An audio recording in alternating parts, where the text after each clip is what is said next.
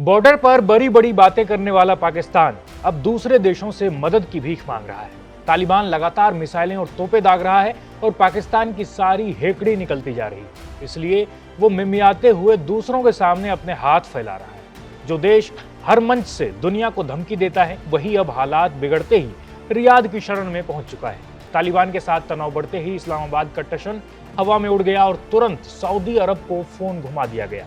पाकिस्तान के उप प्रधानमंत्री और विदेश मंत्री इशाक डार ने सऊदी विदेश मंत्री फैसल बिन फरहान अल सऊद को फोन कर मदद की गुहार लगाई। यानी जो देश कल तक एयर स्ट्राइक और जवाबी कार्रवाई का दम भर रहा था, आज वही जंग रोकने की बात कर रहा है।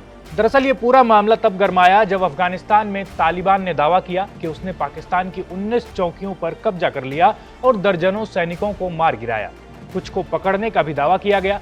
जवाब में पाकिस्तान को काबुल और कंधार में एयर स्ट्राइक की बात कही और 133 लोगों को मारने का दावा भी किया गया। बयानबाजी इतनी तेज हुई कि पाकिस्तान के रक्षा मंत्री ने इसे खुला युद्ध तक बता दिया। लेकिन सवाल यह है कि अगर सब कुछ कंट्रोल में था तो फिर तुरंत सऊदी से मदद क्यों मांगी गई? दरअसल सऊदी अरब और पाकिस्तान के बीच रक्षा सहयोग का समझौता है।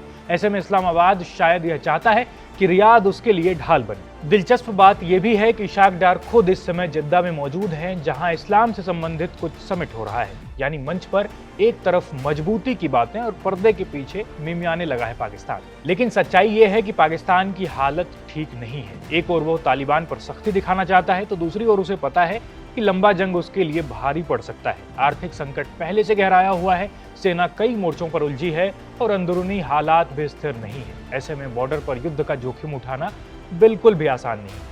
लेकिन अगर पाकिस्तान ये सोच रहा है कि सऊदी से उसे मदद मिलने वाली है तो शायद वो बहुत बड़ी गलतफहमी पाल रहा है, क्योंकि तालिबान और सऊदी अरब के बीच भी व्यापारिक संबंध है। रियाद दोनों पक्षों से बात करने की स्थिति में है। यही वजह है कि पाकिस्तान ने सबसे पहले उसी दरवाजे पर दस्तक दी है जहां से उसे राजनीतिक और कूटनीतिक सहारा मिल सकता है। आलोचकों का कहना है कि पाकिस्तान की यही नीति उसकी फजीहत का कारण बनती है। पहले बड़ी बड़ी बातें करना, फिर हालात बिगड़ते ही बाहरी देशों से मदद की भीख मांगना।